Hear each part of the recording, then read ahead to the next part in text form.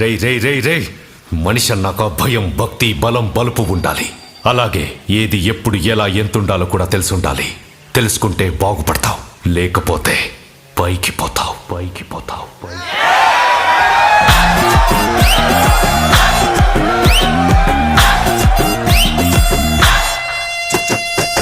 దండమెట్టి పాలు పోయన్నా, టెంకాయే తీసి కొట్టన్నా.